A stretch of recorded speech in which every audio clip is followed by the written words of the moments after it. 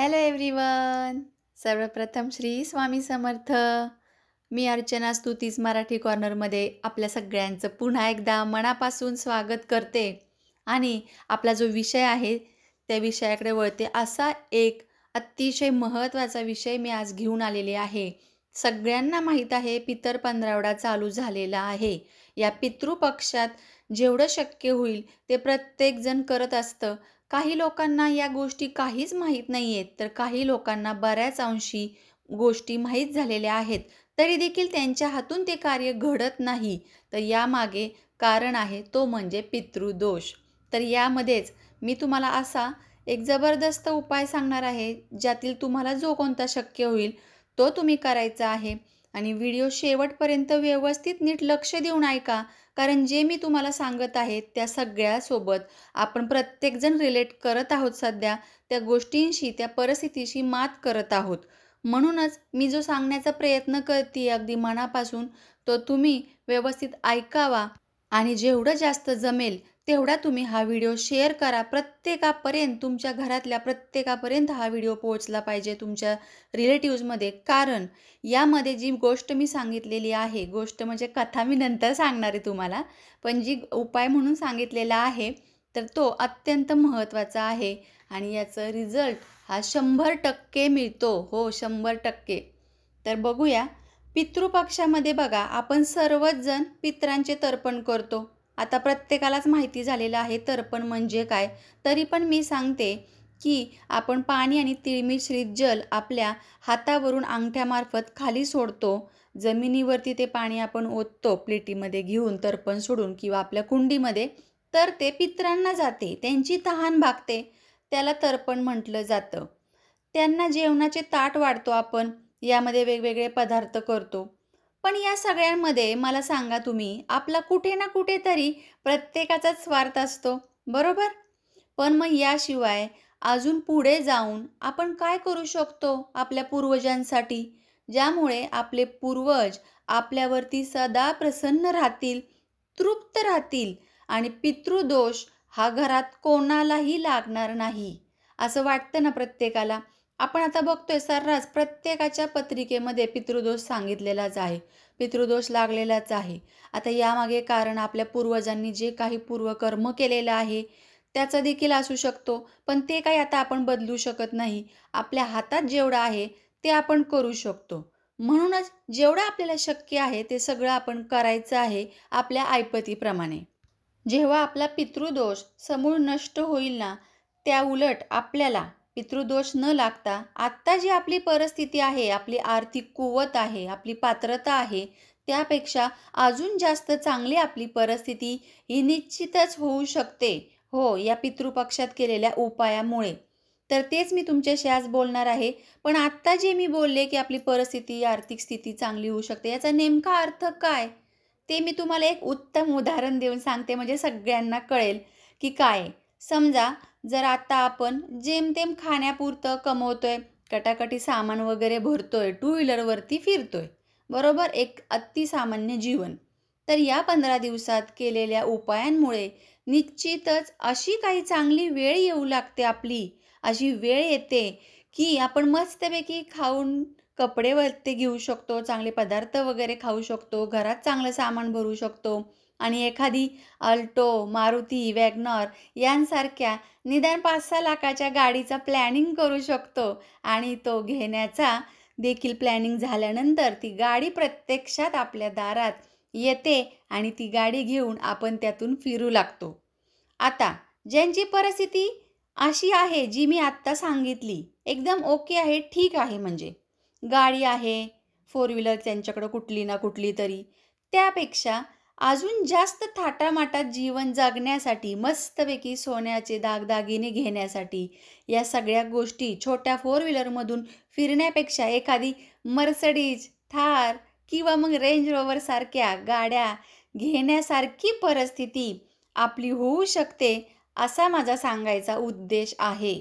त्यापेक्षा आपल्याला अजून काय पाहिजे? तर आपल्या विचारांपेक्षा जास्त चांगलं असं आपल्याला मिळू शकतं.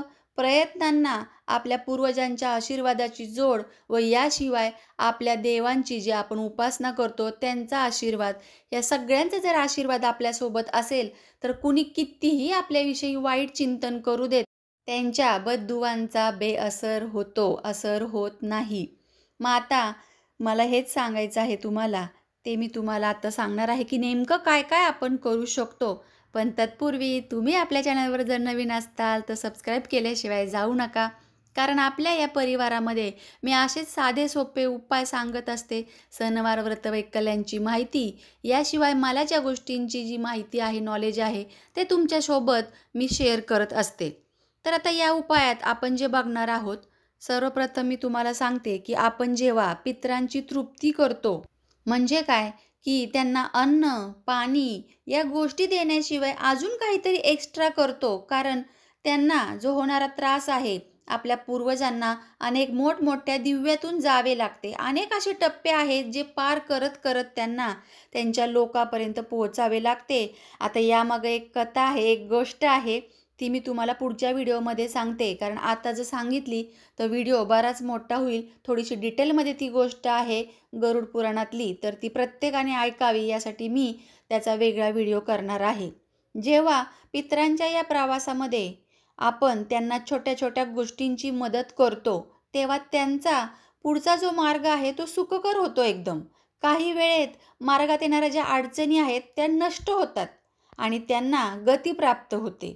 इतकं छान या उपायांचा परिणाम होतो. म्हणजेच त्यावेळेला जेव्हा ते जिथे असतात, ज्या मार्गात असतात, ज्या टप्प्यात असतात, तिथले रस्ते सगळे त्यांच्यासाठी मोकळे होतात, रस्ते खुलतात व पितरांना कळते की हे माझ्या पिढीतूनच कुणीतरी मला मदत केलेली आहे आणि ते खूप खुश होतात, तृप्त होतात व आशीर्वाद आपल्याला देतात.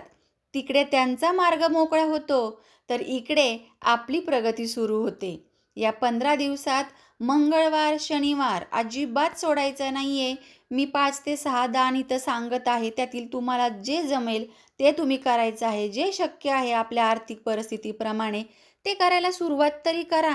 जेव्हा आपण सुरुवात करणार आहोत, आपल्याच म्हणजे या दिनचर्येतून थोडासा फार पैसा काढून थोडंसं जेवढी आपली ऐपत आहे त्यातून एखादी का होईना तुम्ही वस्तू दान केली, तर निदान सुरुवात तरी होणार आहे आपली. काहीच न करण्यापेक्षा काहीतरी केलेलं हे कधीही चांगलं. म्हणूनच तुम्हाला शक्य आहे तेवढं तुम्ही नक्कीच करा. पहिली गोष्ट छत्री. छत्री ही काळ्या रंगाची छत्री. दुसरी गोष्ट पाण्याची बॉटल किंवा पाण्याचं जे आपण म्हणतो ना मडकं, माठ वगैरे, तो भरून तुम्ही जिथं पानपोई ठिकाणी लावू शकता किंवा कुणाला ते दान करू शकता थोडेसे काळे तीळ टाकून. काळे तिळाचं दान करायचं आहे मंदिरामध्ये किंवा गरजू लोकांना, त्यामध्ये दक्षिणा ठेवून.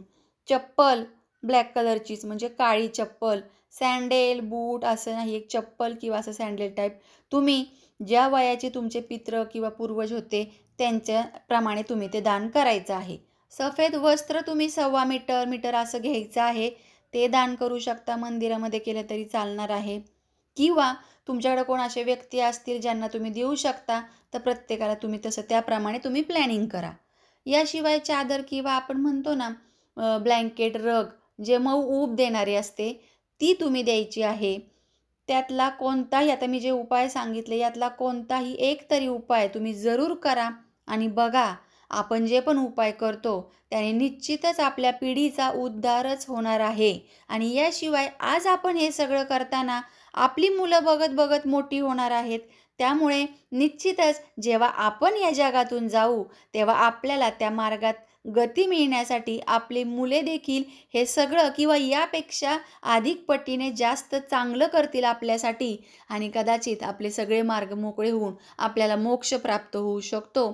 तर कसा वाटला तुम्हाला आजचा हा उपाय किंवा हे जे मी सांगितलं माझ्या पद्धतीने, तर तुम्हाला कसं वाटलं? आवडला व्हिडिओ तर नक्की लाईक करा आणि तुमच्या फॅमिलीमध्ये जेवढे जास्त तुम्हाला लोक आहेत किंवा ज्यांना ज्यांना पितृदोष आहे त्यांच्यासाठी हा व्हिडिओ नक्की शेअर करा. चला तर मग पुन्हा भेटूया नवीन माहितीसोबत. तोपर्यंत सर्वांना श्री स्वामी समर्थ.